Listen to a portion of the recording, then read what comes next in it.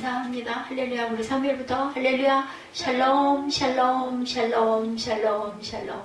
하나님 사랑합니다. 여러분 주 안에서 사랑합니다. 예, 오늘 잘 아시는 말씀이죠. 이제 이스라엘이라는 이름을 받은 야곱이 자기 자손들에게 특히 손자들에게 축복하는데 축복에 본인이 축복을 작은 자인데도 큰 자를 섬기, 큰 자가 작은 자를 섬기리라인 것처럼 여기도 요셉의 아들 두 아들 에브라임과 므낫세를 바꿔서 축복을 장자에게 줄 축복을 하지 않고 차자에게 먼저 축복을 하는 그런 내용의 이야기들이 48장에 잔잔하게 기록이 되어 있습니다. 예. 야곱이 또 이르되 31절에 보면 내게 맹세하라며 그가 맹세하니 이스라엘 침상머리에 하나님께 경배하더라. 이제 유언을 하고 나서 그 이후의 일이죠. 그래서 시작이 48장 1절에 보면 이 일 후에 어떤 사람이 요셉에게 말하기를 내 아버지가 병들었다 하므로 그가 곧 두 아들 므낫세와 에브라임과 함께, 므낫세가 큰아들이고 에브라임이 둘째 아들이죠.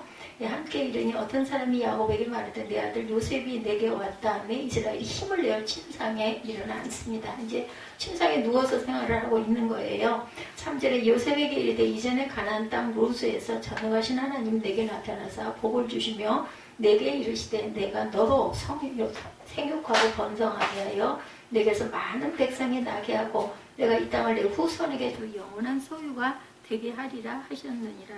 이게 끊어질 줄 알았어. 아까 끊어졌던 건데 잠깐 산난다.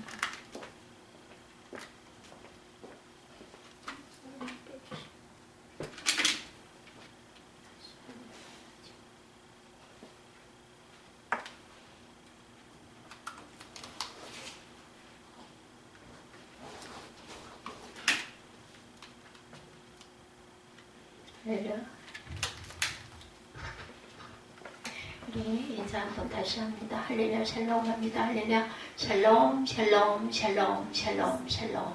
하나님 사랑합니다. 여러분 주 안에서 사랑합니다. 오늘 창세기 48장 말씀이죠. 15절에서 마지막 22절까지인데 1절부터 다시 봅니다. 이제 이스라엘이 된 야곱이 자기 자녀들에게 그리고 손자들에게 축복하는 내용이 47장과 48장에 계속해서 이어지고 있어요. 48장에 이어 야곱은 요셉에게 가나안 땅과 후손에 대한 하나님의 언약 전수하죠. 그리고 그가 병환 중에 문병원 두 손자 에브라임과 므낫세에게 축복을, 요셉의 두 아들이 이스라엘의 두 지파를 형성하여 부속사의 큰 몫을 하게 합니다. 47장에 이어 48장에서 야곱은 요셉에게 가나안 땅과 후손에 대한 하나님의 언약을 전수하죠. 그리고 그가 병환 중에 문병원 두 손자 에브라임과 므낫세에게 축복은 요셉의 두 아들이 이스라엘의 두 지파를 형성하여 구속사의 큰 몫을 차지하게 된 것을 알고 있어요. 야곱의 죽음은 아브라함으로부터 시작된 이삭과 야곱의 족장사가 막을 내리게 됩니다. 이러한 48장의 내용을 통해서 한 인간 야곱이 죽어가는 대신에 이스라엘 민족 12지파가 탄생되고 있다는 놀라운 역사가 바뀌었어요. 그죠? 하나의 그 가족이 변하니 하나의 민족의 이름이 이스라엘이라는 이름이 야곱의 이름에서 탄생이 됩니다. 복의 근원이죠. 오늘 본문 야곱 가족교회는 창세기 12장부터 시작이 되었어요. 야곱 가족교회. 하나님께서는 아브라함을 불러내시고 너는 복의 근원이 될 것이다 라고 말씀하셨어요. 그죠? 이때부터 교회는 성도는 자신의 복을 받을 뿐만 아니라 그 복을 누구에게? 자손들에게 넘겨주고 다른 사람들에게 나누어 주게 되는 시작이 됩니다. 복의 근원이란 말이 무슨 뜻일까? 아브라함 교회는 복을 잠글 수도 있고 복을 열 수도 있었어요. 그들이 축복하면 복이 임하고 저주하면 저주가 임합니다. 세상을 살릴 수도 있고 죽을 수도 있는 사람이 바로 복의 근원이 되죠. 예수님께서 베드로에게 교회의 비밀을 말씀하시면서 교회엔 천국 열쇠가 있다라고 말씀하세요. 그죠? 땅에서 무엇이든지 교회가 풀면 하늘에서도 풀릴 것이고 교회가 무엇이든지 땅에서 매면 하늘에서도 매인다 이렇게 말씀합니다. 하나님의 자녀된 저와 여러분들은 축복의 권세가 있다는 거예요. 복의 근원이기 때문에 그렇다. 저와 여러분에게 축복하는 자를 하나님이 축복해 주실 것이고 저와 여러분이 저주하는 자를 하나님이 앞장서서 저주해 주실 것이다. 우리들의 손에는 여러분들의 심장 속에 축복권이 있다는 거예요. 얼마나 이게 대단한 하나님의 특혜인지 복인지 모릅니다. 복의 근원이 되기 때문에, 왜냐하면 아브라함에게 주신 축복이 우리 모두에게도 그대로 전도가 됐기 때문입니다. 여러분들을 축복하는 자를 하나님이 축복하실 것이고 우리를 저주하는 자를 하나님이 먼저 저주하실 것이다. 우리의 손에서 여러분들의 심장 속에는 축복권이 들어있다. 요셉은 아버지 야곱이 병들었다는 소식을 들어요. 그죠? 1절부터 쭉 이어지죠. 어떤 자식들보다 제일 먼저 아버지에게 달려갑니다. 갈 때 혼자 가지 아니하고 사랑하는 므낫세와 에브라임을 데리고 가죠. 3절에 보면 요셉에게 이르되 이전에 가나안 땅 루스에서 전능하신 하나님이 이제 야곱 이스라엘이 말을 하죠. 나타나서 복을 주시며 내게 이르시되 내가 너를 성육하고 번성하게 하여 내게서 많은 백성이 나게 하고 내가 이 땅을 내 후손에게 주어 영원한 소유가 되게 하리라 하셨느니라. 5절입니다. 내가 애굽으로 와서 내게 이르기 전에 애굽에서 내가 낳은 두 아들 에브라임과 므낫세는 내 것이라.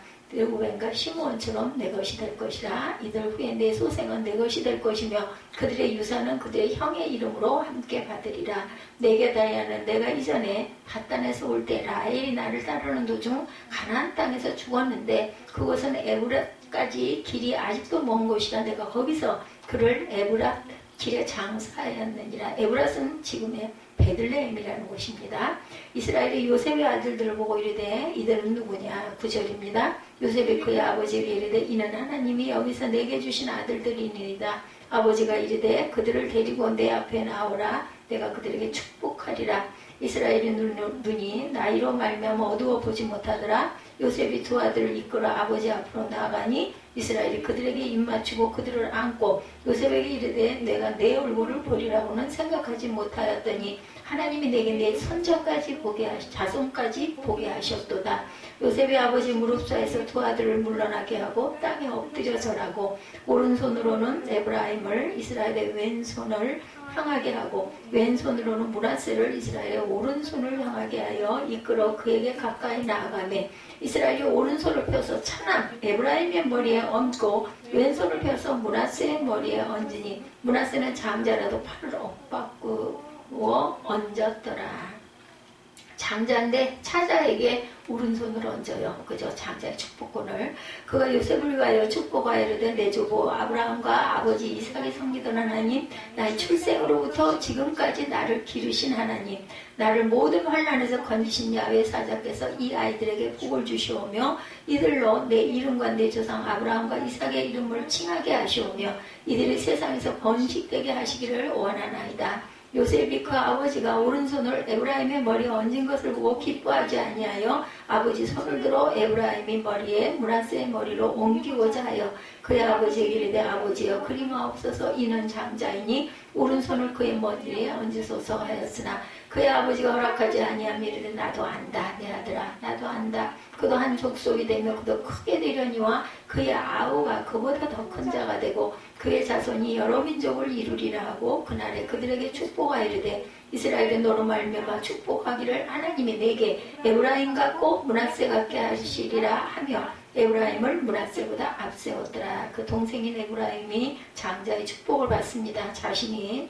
장자 축복권을 받았던 것 같이 이스라엘이 요셉에게 이르되 나는 죽으나 하나님이 너희와 함께 계시사 너희를 인도하여 너희 조상의 땅으로 돌아가게 하시려니와 내가 내게 내 형제보다 세겜 땅을 주었나니 이는 내가 내 칼과 활로 아모리 족속에서 나서 빼앗은 것이라. 더 많은 축복권을 주죠. 나도 안다 내 아들아. 19절 말씀. 에브라임을 왼손으로 들고 장자 므낫세로 오른손에 축복을 받게 하려는 요셉의 마음을 야곱도 알고 있다는 거예요.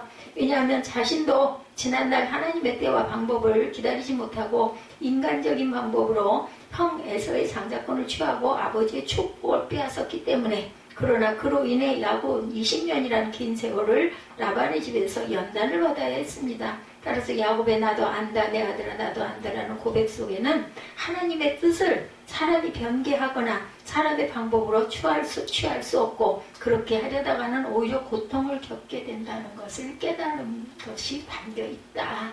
이제 깨달았다라는 이야기의 뜻을 갖고 있습니다.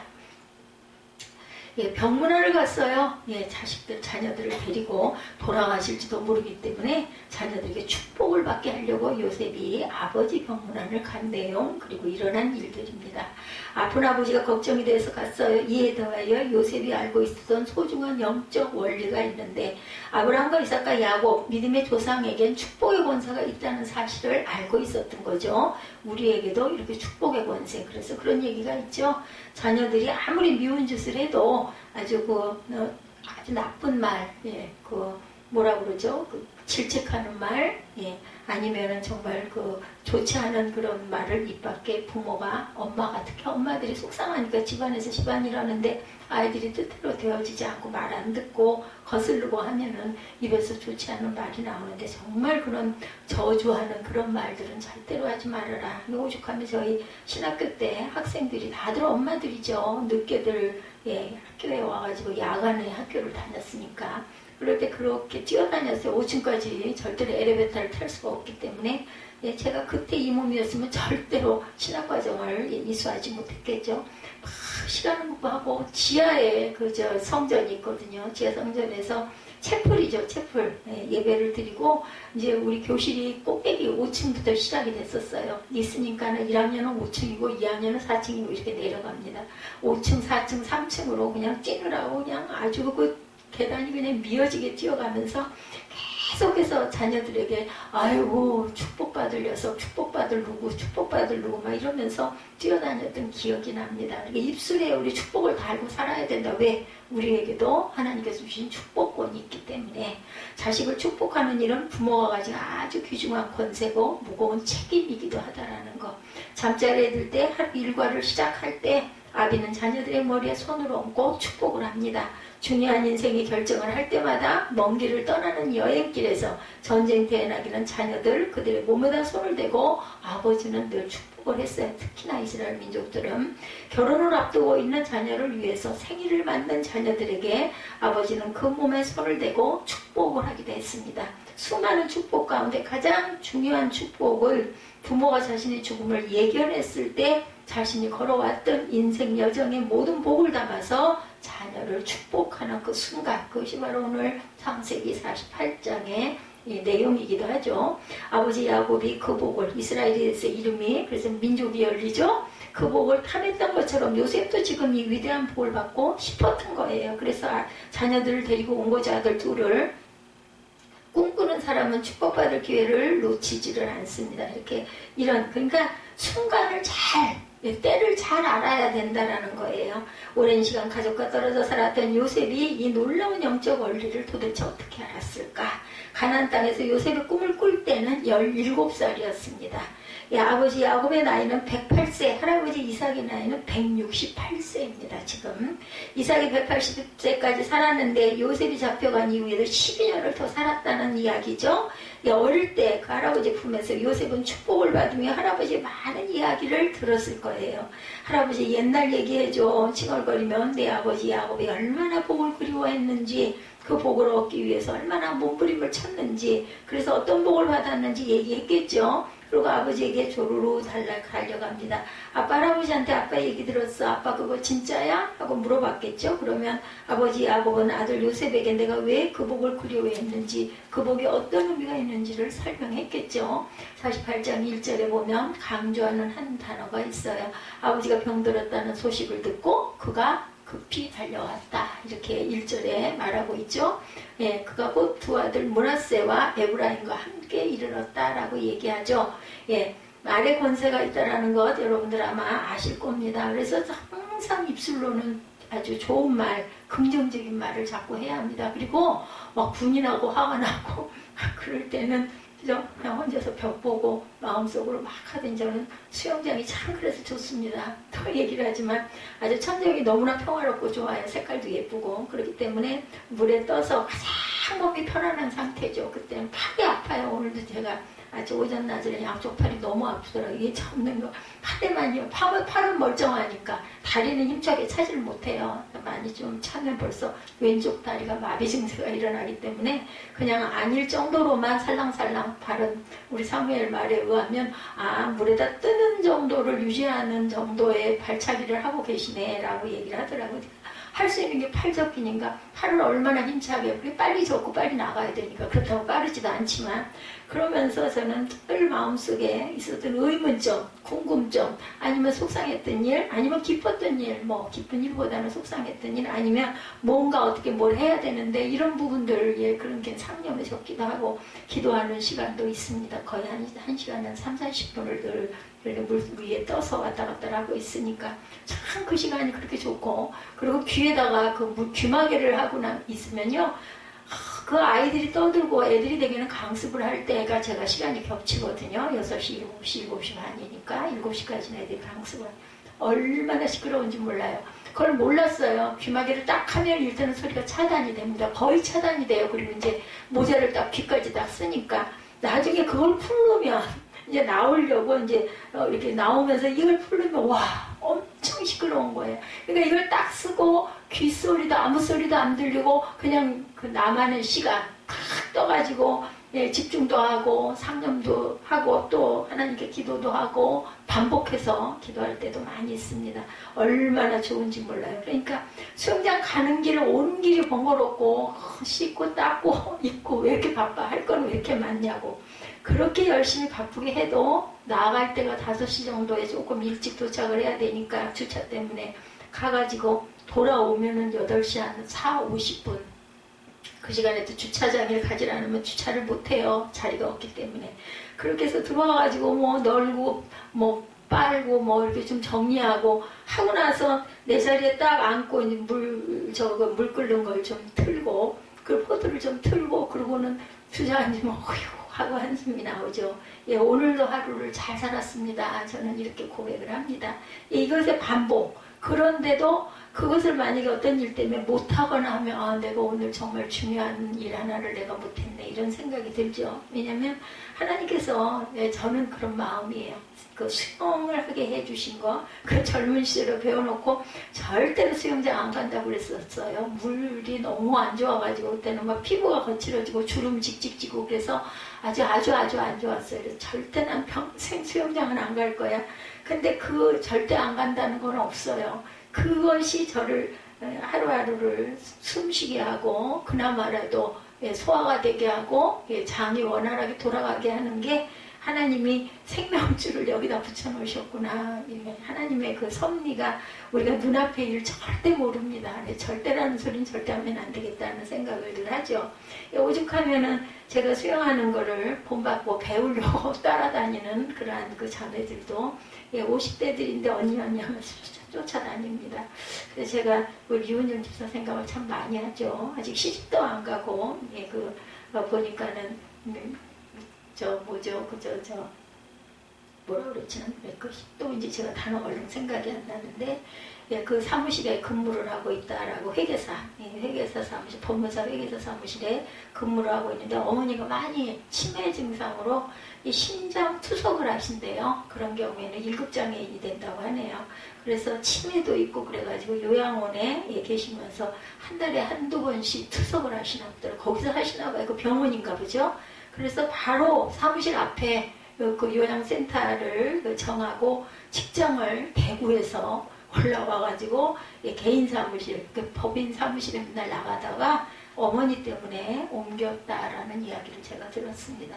근데 배영을 어떻게 그렇게 하느냐고 자기는 배영만 하면 허리가 아프다고 했던 그러한 그 자매였는데 아주 요즘에는 저랑 비슷하게 배영을 한 40분, 50분 정도를 한두 번 하고 나면 서가지고 움직이지를 못하던 그런 사람이었는데 그렇게 신통하게 잘하면서 몸이 살이 엄청 쪘어요.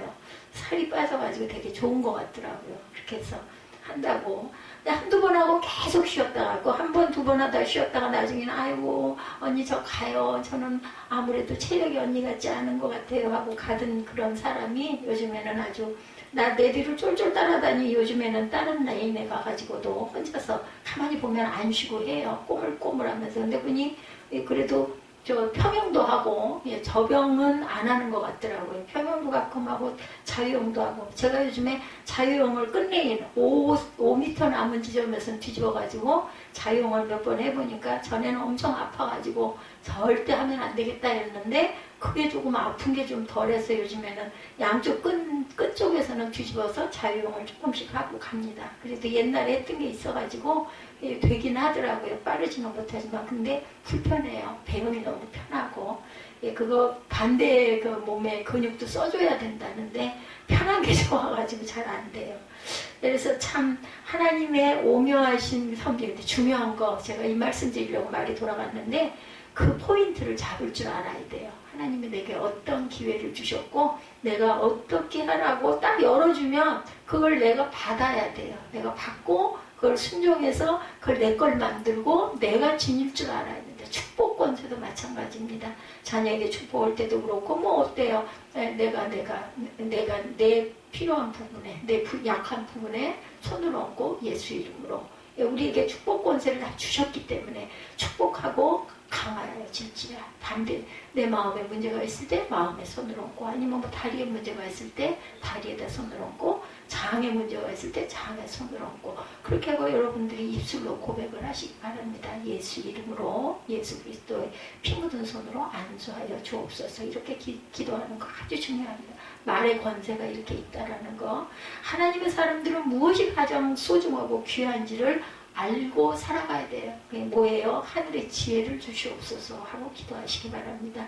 축복하는 말, 믿음, 품음, 비전 이런 것은 눈에 보이지 않아요. 그렇죠? 그러나 하나님의 사람들은 눈에 보이는 것들보다 눈에 보이지 않는 것들이 더 귀하다는 사실을 야곱도요 이제 돌아갈 때가 돼서 이스라엘이 된 후에 안 거예요. 내가 내 마음대로 하려고 했다. 가만히 있었어도 하나님이 만들어 주실 건데 내가 앞서서 가다 보니까 내가 20년 동안을 고난의 세월을 살았다는 것을 그때서야 안 겁니다. 그렇기 때문에 난 왜 야곱과 같이 못해 절대 이러실 필요 없어요. 앞으로 살아가면서 그걸 알고 내가 그 길로 자꾸 가까이 가고 그 마음이 내 마음 안에 확 들어올 수 있도록 중요한 건 열심히 예배하고 열심히 말씀 묵상하고 기도할 줄 알아야 된다. 코란데가 하나님이 위에서 보고 계시기 때문에 눈에 보이는 것들은 모두 일시적인 것들이고 눈에 보이지 않는 것들이 정말 귀한 것들이고 영원한 것들이라는 거. 세상 사람은 그걸 모르죠. 아니면 세상 방법으로 살아가게 하는 게 옳고 굉장히 지혜롭다고 생각합니다. 그렇지만 우리는 눈에 보이지 않는 믿음의 세상을 믿는 사람들이에요. 그렇기 때문에 중요한 거 눈에 보이지 않는 것들이 얼마나 귀한 게 많아요. 그죠? 눈에 보이는 것들은 사실은 그냥 다 그럴 수 있는 것들입니다. 근데 보이지 않는 것들은 돈으로도 살 수 없는 그런 것들이 너무나 많다라는 거. 눈에 보이는 것들은 모두 일시적인 것들이고 눈에 보이지 않는 것들이 정말 귀한 것들이고 영원한 것들이라는 거. 아버지가 축복한다고 그랬을 때 아버지 축복은 무슨 축복이요? 현금으로 주세요. 그것보다 더 귀한 축복이 우리가 있어야 함을 정말 알아야 된다라는 거. 축복하는 말은 눈으로 볼 수도 없고 손으로 만질 수도 없지만 그것은 내 인생의 미래를 결정할 수 있다는 거 잊지 마시기 바랍니다. 그래서 제가 요즘에는 우리 아들을 위해서 정말 축복을 그리고 또 거슬리는 짓을 안 해요. 저 나이 치고 저렇게 얌전하고 착하게 그렇게 하루하루를 사는 아이도 없을 것 같다라는 생각이 제가 요즘에 똑같은 아이인데도 그렇게 마음이 듭니다. 그 전에 바라볼 때는 부족한 거 불만스러운 거, 내가 좀 이러면 좋을 텐데 왜 저럴까? 왜 공부를 좀 열심히 안 하고 뭐에 집중을 잘 안 할까 했는데 요즘에는 물론 내가 원하는 것은 아니지만 본인이 하고자 하는 것에 집중하는 걸 보면은 걔도 참 정말 열심히구나. 그게 뭐 어떻게 끝에 어떻게 되든 말든 저 아이 안에 그런 근성이 반드시 있기는 있구나. 왜냐하면 밥 먹는 거 자는 거를 잊어버릴 만큼 그것에 몰두하니까.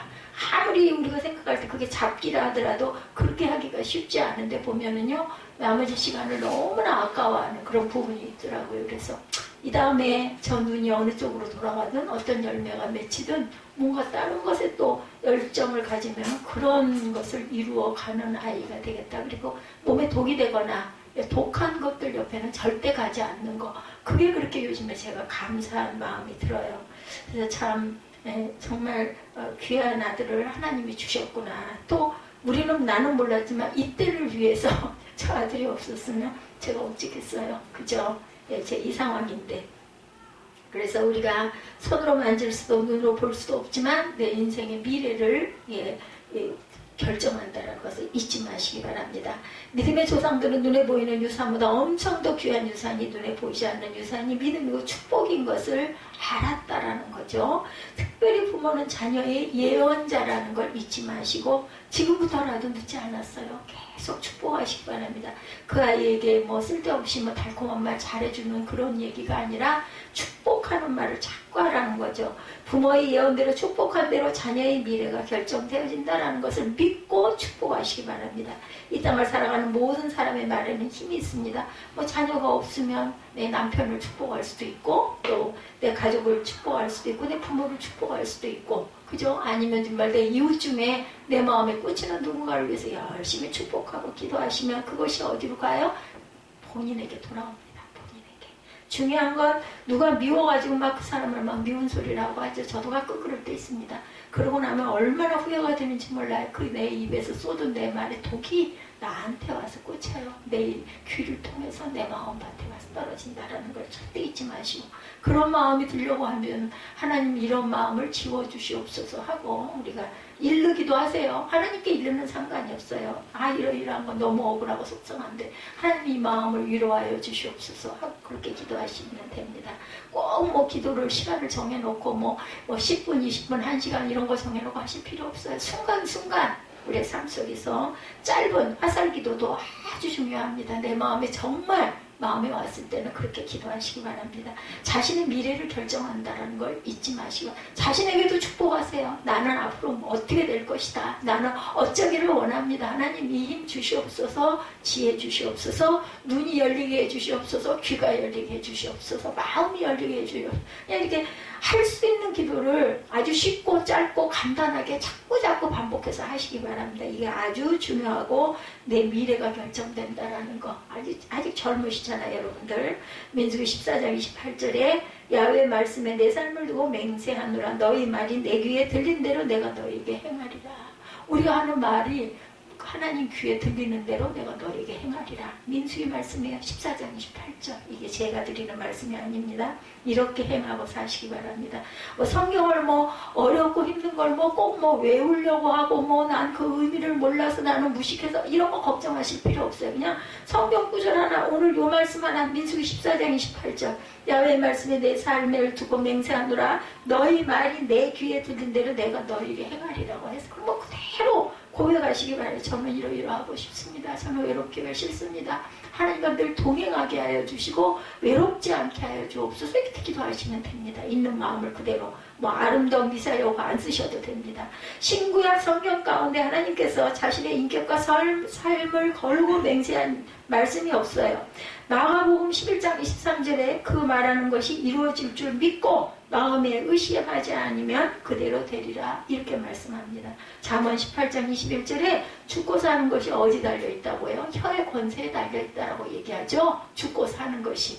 제가 한동안 그랬었잖아요. 나는 아마도 얼마 이제 정리할 때가 됐고 이제 얼마 못 가리라 이런 마음을 그렇게 먹고 그런 마음이 정말로 그렇게 많이 왔습니다. 그래서 일찍 정리를 해놔야 되겠다라는 생각 그게 또 필요하죠. 우리가 언제 어떻게 될지 요즘에 지진이 일어나고 어디 가가지고 벼랑간에 100몇 명의 그 학생들이 그렇게 압살을 당했니 이런 거 아주 그냥 시끄러운 그런 뉴스를 듣다 보면 우리가 오늘이 마지막 날처럼 정리할 것이 필요한데 중요한 것은요. 소망 가운데 임할 줄 아는 자세가 정말로 필요하구나. 그런데 그 마음을 하나님께서 주시더라고요. 제가 얼마나 미련하면 네가 그렇게 절망하고 마지막이다 생각할 일이 없다.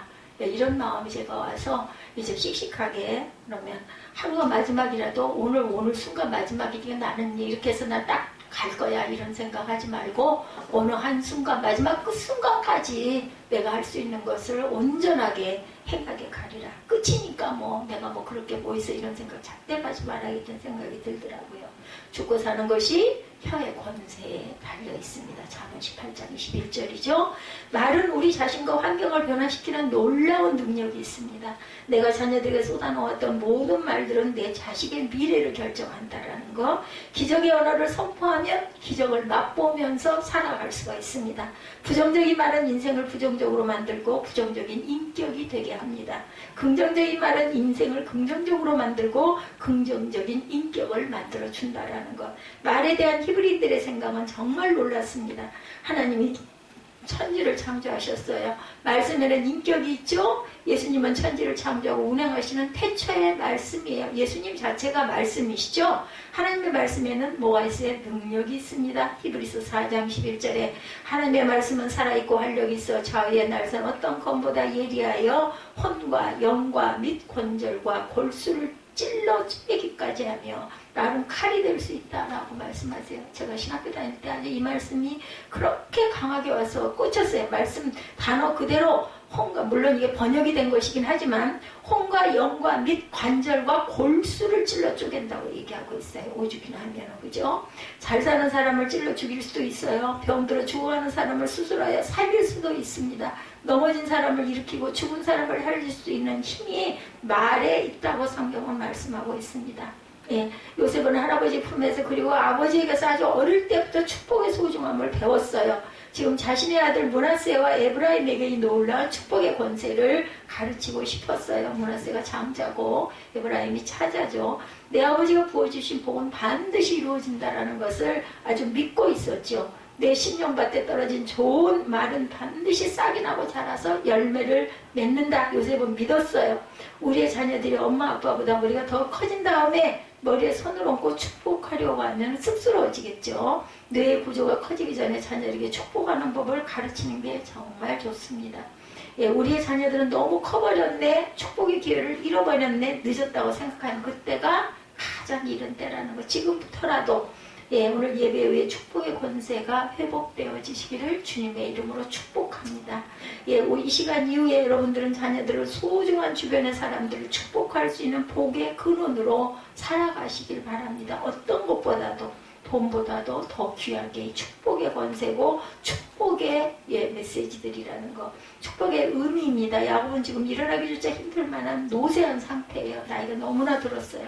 요셉이 왔다는 얘기를 듣고 침상에 그 자리에 일어났습니다. 가쁘게 숨을 몰아쉬고 있을 수도 있을 거예요. 축복하기 전에 몇 가지 중요한 사실을 상기시킵니다. 외삼촌 나발의 집을 향해 가는 길에 그 루스라는 벌판에서 하나님을 만났는데 하나님은 전능한 하나님이었고 자기에게 복을 주셨다는 것을 실제로 경험을 했어요. 그죠? 네, 그리고 그 복은 내 후손에게 대를 이어 흘러갈 것이라고 말씀을 하셨습니다. 복은 인간의 것이 아니라 누구 거예요? 하나님의 것이에요. 하나님이 우리에게 주시는 거죠. 근데 지금 야곱이 내 것이냐? 자식을 축복합니다. 왜? 하나님께서 그렇게 복을 전수하도록 축복권을 주셨기 때문이에요. 저와 여러분도 마찬가지입니다. 예, 원문에 창세기 35장에 기록되어 있어요. 원문과 간증하는 오늘 본문을 비교해보면 다른 모든 말은 그대로 간증하는데 한 말씀을 빼놓고 있습니다. 왕들이 내 허리에서 나오리라. 35장 11절에 보면 그 말씀이 생략되어 있어서, 그리고 생략하고 요셉의 것이 하나죠. 그 이유는 다윗 왕과 수많은 왕들, 예수 그리스도는 요셉의 가문이 아니라 유다의 가문에서 탄생된 것이기 때문에 유다에게 줄 복이었다라는 거죠. 그래서 요셉에게는 전혀 이야기하지를 않습니다. 자신이 일찍 하나님의 복을 이루기 위해 고향 땅 가나안으로 돌아오다가 요셉의 어머니 라헬이 죽은 이야기를 들려주죠. 오늘 본문에 왜 축복하는 좋은 시간에 사랑하는 아내를 잃었던 슬픈 얘기를 하고 있을까요? 고향으로 돌아오는 그 길은 임산부 라헬에게는 너무 먼 길이었다. 7절에 그렇게 나와 있죠. 예, 개역 그 번역에는 오히려 격한 곳이었다라고 말합니다. 예, 그래서 베냐민을 낳다가 죽죠. 내가 지금 축복하는 하나님의 축복은, 하나님의 약속은 사랑하는 아내 요셉에겐 사랑하는 어머니를 이루면서까지 이루어야 할 지상 과제임을 강조하는 것입니다. 야곱은 하나님의 축복, 약속이 이루어질 무대로 확실히 하고 축복합니다. 오늘 본문 앞장 47장 후반절에 보면 요셉에게 자신의 그 장지를 애굽이 아닌 가나안 땅으로 해달라고 부탁을 하죠. 왜? 애굽의 장래 그 실력을 못 믿어서 그랬을까요? 아니겠죠. 이 당시 애굽의 장래 실력은 역사상 세계 최고였다고 합니다.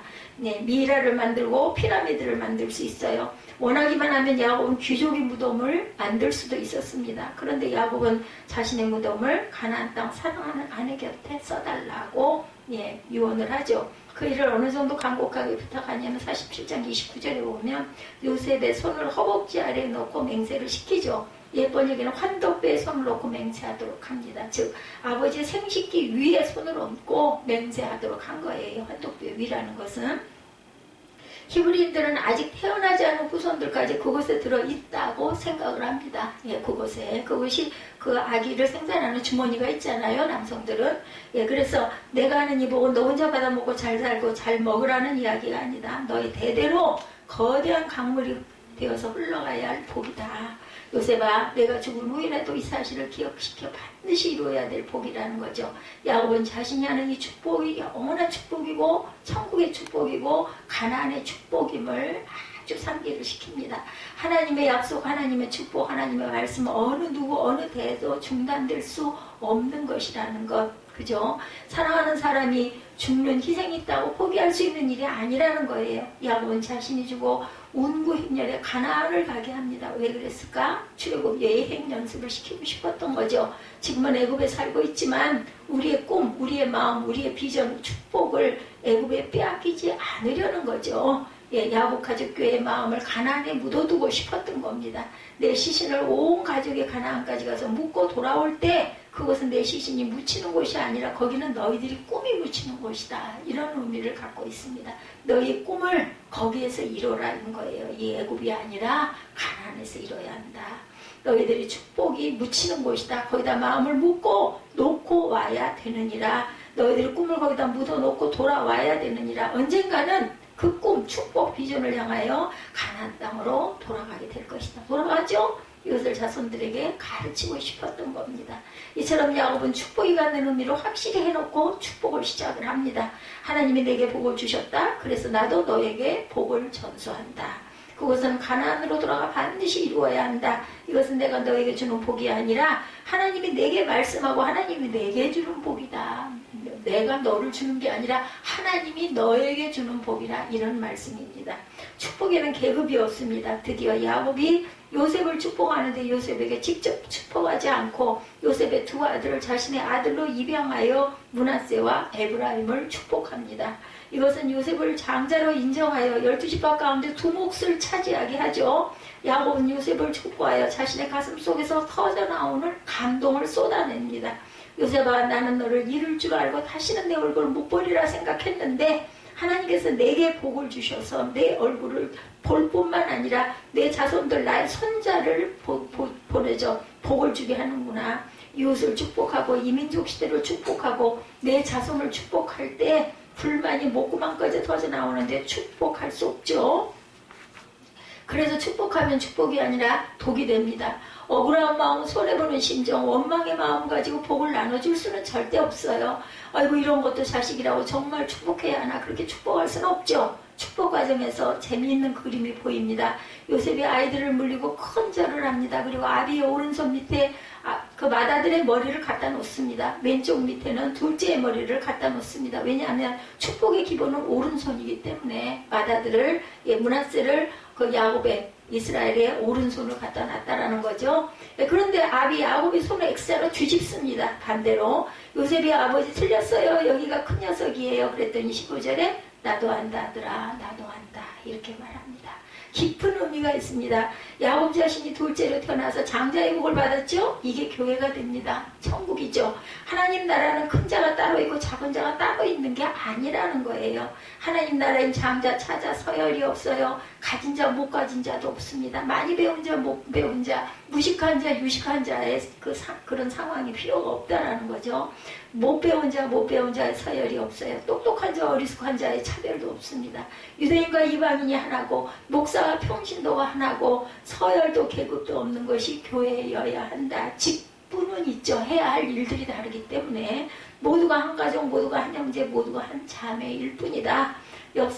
사역상 구별이 있을 뿐 차별은 없다. 교회엔 계급이 없어야 합니다. 그래서 유명한, 제 기억에도 있습니다. 교회 나갈 때, 제가 그 성도일 때 교회 나갈 때 어떤 그 국회의원이 오시거나 시장이 오시거나 처음에는 참 그게 좀 이상하게 저는 보였어요. 똑같은 우리 의자, 그냥 일반 1인용 의자, 그 딱딱한 의자, 그런 의자를 똑같이 앞자리이긴 한데, 이쪽을 보게, 그 성도들을 보게 이렇게 진열을 해놓을 때도, 거꾸로 놓을 때도 그 똑같은 체어, 바르지 않은 그런 걸라서 그래도 손님이신데 좀 푹신한 좋은 의자를 놔드리지 어떻게 저렇게 똑같은 저런 의자를 놓으셨을까 했는데 아마 이런 의미에서 식사도 담임 목사님 그 교회가 큰 교회였잖아요. 그렇기 때문에 식사도 좀 달라야 할 것 같은데 안 그러고 똑같은 그 식단대로 식사를 하시는 걸 보면서도 참 좀 그렇구나 했는데 이제쯤 와서 보니 아마 이런 의미로 그렇게 똑같이 뭐 반찬이 3가지면 3가지 똑같이 그리고 똑같은 성도들과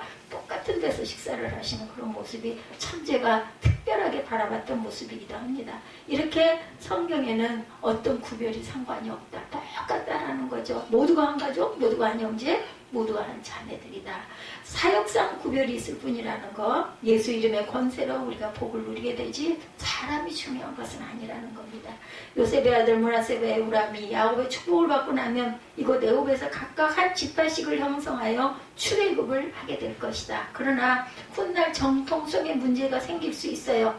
다른 지파 10지파의 두령들은 즉 야곱의 10명의 아들은 모두 가나안 땅에서 태어나 가나안 땅에서 성장을 했습니다. 그래서 그 뿌리가 가나안입니다.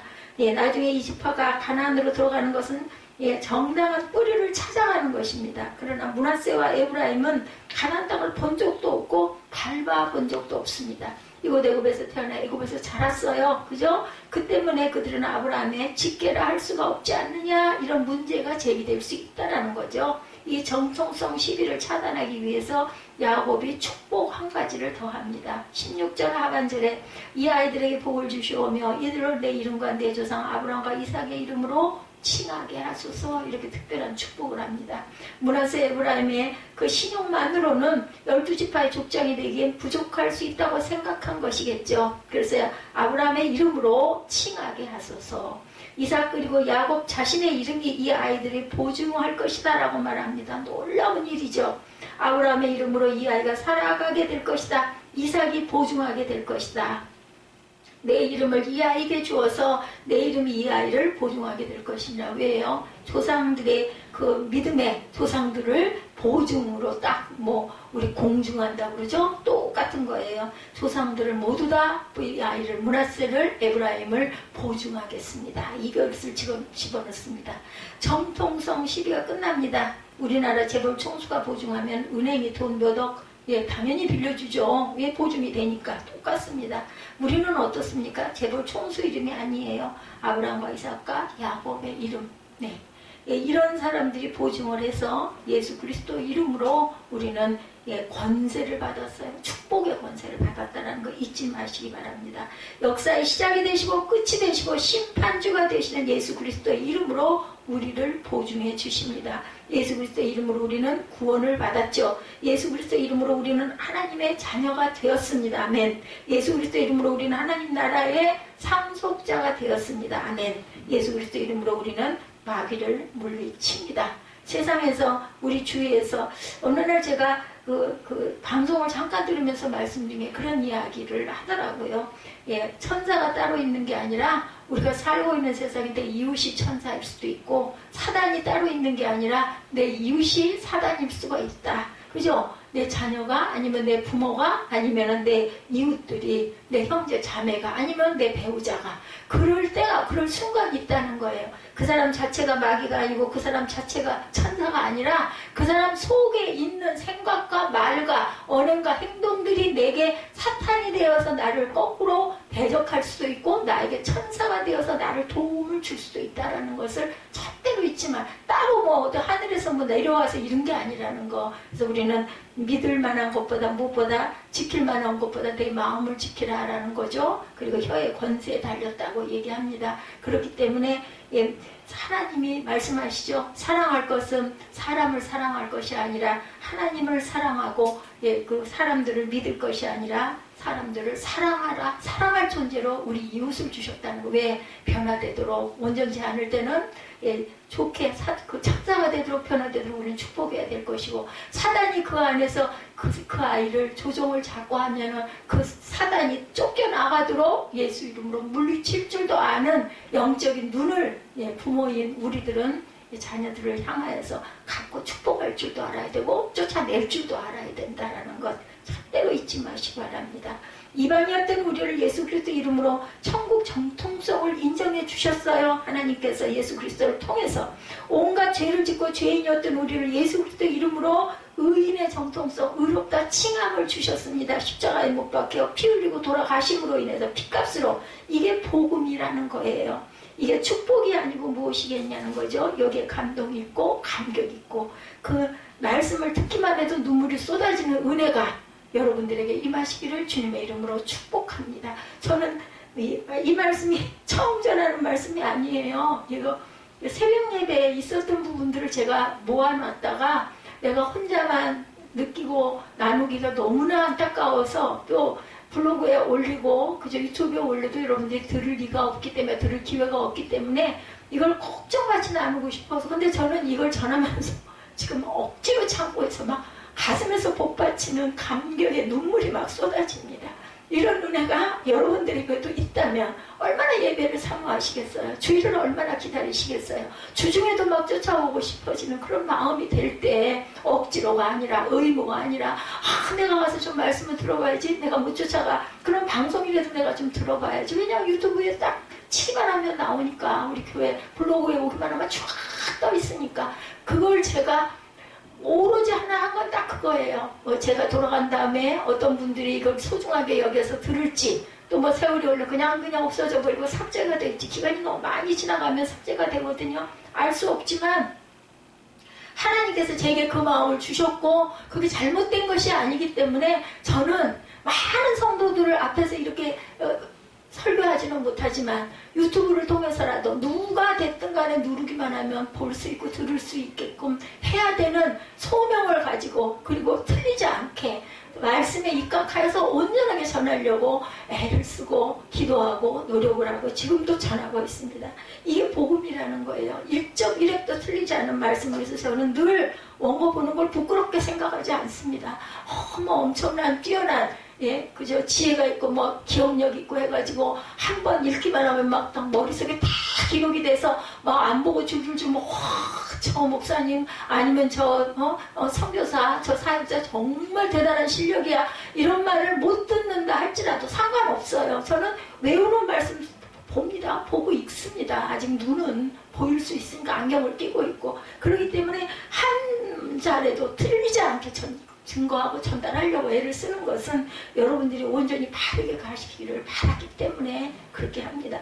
내가 무슨 하나님께 영광 돌리는데 내가 사람들에게 대단하다는 칭송을 안 받으면 어떻습니까? 보잘것없다고 허접 쓰레기로 보여지면 무슨 상관이 있겠어요? 아시는 분이 하나님이 아시고 계신데 이런 마음밭으로 여러분들 힘있게 씩씩하게 열심히 나아가시면 세상 사람 몰라지만 무슨 상관이에요. 우리 찬양이 얼마나 좋은지만 세상 사람 날 보지 아니하여도 나는 내 예수 계시니 나는 두렵지 않아. 이 찬송을 할 때 우리 선조들이 얼마나 기뻐하며 찬송을 했을지 찬송의 가사는요 감동을 받은 사람들이 하나님의 말씀에 입각하여 지었기 때문에 저는 그것이 기도라고 생각을 합니다. 어줍지 않게 기도 어떻게 해야 될지 잘 모르겠고 입에서 말 잘 안 나올 때는요 그냥 그 비슷한 구절의 찬양을 찾아가지고 그것 좀 들으면서 따라하면 그게 내 기도가 된다라는 거. 그래서 저는 늘 서두에 말씀드리죠. 우리의 부족한 기도를 찬양과 경배로 대신하고자 합니다. 아버지 받아주시옵소서. 이러면 마음 아시지 않겠어요? 그게 중요합니다. 우리가 축복을 받으면 아브라함의 자손들은 접촉을 통해서 축복을 전달했죠. 오늘 본문도 마찬가지고 먼저는 한도뼈 위에다 손을 놓고 아니면 머리에다 손을 얹고 제가 처음에 여러분들 안수 참 많이 했었어요. 어느 순간인 것부터는 안 합니다. 안 해도 아무도 불만을 하거나 아니면 저 안수해 주세요 소리들 안 하시니까 안 해도 괜찮겠구나. 왜? 그때부터는 하나님이 예수님이 직접 원하고 구하시는 분에게 구하는 사람에게 하나님이 직접 안수해 주옵소서. 축도할 때 제가 그 마음을 실어서 그리고 통성기도 할 때 중보기도 할 때 여러분이 받으신 말씀을 제가 입술로 읽으면서 저는 마음으로 그 기도를 합니다. 아버지 한 사람 한 사람에게 예수께서 직접 안수하여 주옵소서. 성령께서 안수하여 주옵소서. 전 그렇게 기도하고 갑니다. 아브라함의 자손들은 접촉을 통해서 축복을 전달했어요. 먼저는 신체적인 접촉이었고 몸에 손을 얹고 얻기도 하고 따뜻한 포옹을 하기도 하고 손을 붙들고 기도하기도 하고 그리고 입맞춤을 한 후에 축복을 하기도 합니다. 야곱 므낫세와 에브라임을 축복하는데 제일 먼저 키스를 하죠. 예, 그 나라의 법도래요. 그리고 품에 안고 그 아들, 손자 아이들이니까 키스할 수 있죠. 그리고 그들 머리에 손을 얹고 축복합니다. 히브리인에게 손을 얹는다는 것은 전달의 의미가 있었어요. 그 나라의 풍습과 전통을 좀 알면 성경을 이해하기가 쉽습니다. 속죄 제물을 잡을 때도 양이나 염소의 머리에 손을 얹죠. 죄가 양에게 전가되는 시간이에요. 내 죄를 양에게 얹어서 한 마리는 그저 살라서 하늘로 번제를 보내고 한 마리는 영문 밖으로 내쫓습니다. 그러면 머리에 죄를 다 들고 영문 밖에 나가서 가다가 들짐승들에게 먹히잖아요. 그렇게 해서 그 죄가 그냥 그 짐승들에게 전가가 된다. 이런 그런 법을 가지고 이렇게 축복을 했다라는 거예요. 죽여서 살라서 안에서 제단에 드리는 것. 그 다음에는 한 마리는 영문 밖으로 내보내서 짐승들에게 잡아먹혀서 그 죄가 그 짐승에게 먹혀서 없어지게 그런 방법으로 축복을 했다는 거죠. 그 부모의 손은 인간의 손 이상의 의미가 있다는 것. 부모의 손과 좋은 말을 통해 자녀를 만지는 그 시간, 그 순간 축복의 의미를 담고 있고 절대로 이 더러운 말, 저주의 말은 입술에서 제하시고 그런 말이 정말 우라가 치밀어서 나올 때는 그냥 입을 막고 기도하세요. 하나님 이런 마음이 들지 않게 주옵소서. 정말 중요한 거죠. 혀의 관세 무섭습니다. 어떤 분이 그런 얘기 하더라고요. 강한 건 부러져요. 그죠? 깨져요. 그런데 부드러운 거는 절대로 끊어지지도 않고 깨지도 않는다. 우리 혀가 어때요? 그죠? 가장 작고 가장 부드러운 거예요. 뼈가 있는 것도 아니에요. 그런데도 그 혀의 권세가 이렇게 대단하다. 부드러운 것들은 절대로 끊어지지가 않습니다. 우리 물결 어때요? 얼마나 부드러워요. 저는 비단결 같다 생각을 합니다.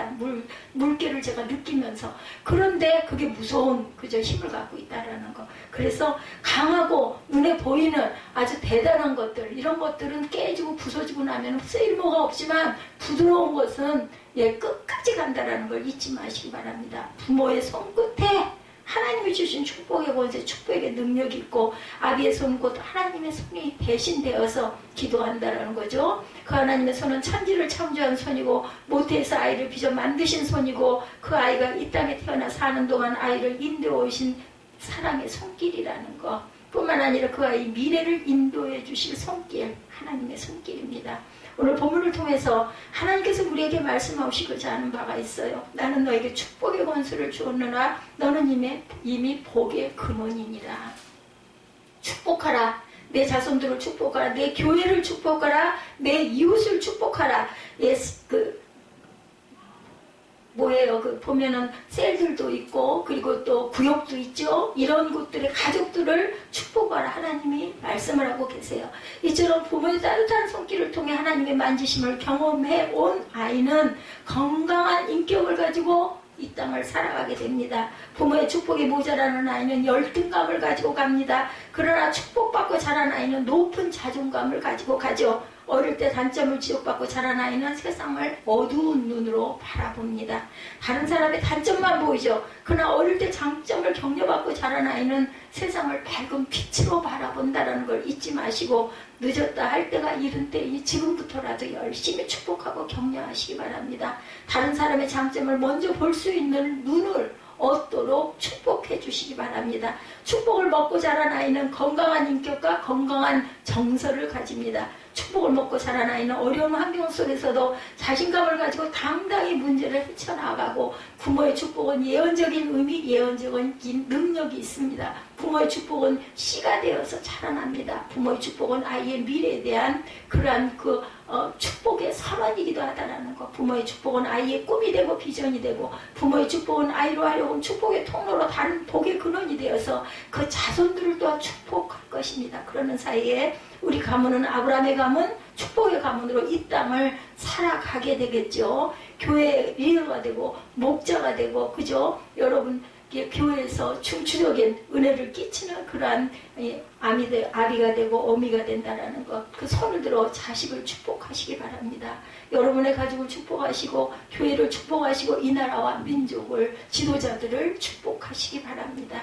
그 이전에 여러분이 영적인 지도자들로부터 복받는 사람들이 되시고 여러분의 손이 병들어 있어도 그 손은 축복의 권세가 있다는 것을 잊지 마시기 바랍니다. 늙어 손끝에 힘이 없다 할지라도 권세가 힘이 없어진 것은 아니에요. 축복의 능력이 사라진 것이 아닙니다. 제가 아무리 힘이 없어도 축복할 권세는 있는 거예요. 누구에게든지 영적으로 축복할 수 있죠. 얻어먹고 살아도 그서는 축복의 권세가 있다는 거 잊지 마시고 하나님께서 여러분을 복의 근원으로 삼아 주셨기 때문이라는 것을 감사하시는 오늘 주일 그리고 11월 감사의 계절, 감사의 달이 되시기를 주님의 이름으로 축복합니다. 오직 주만이 결단하시고 기도하시고 축도로 항상 제가 축도를 할 때는 축도를 경건하게 받으시고 아멘으로 마음으로 화답을 하시기를 주님의 이름으로 축복합니다.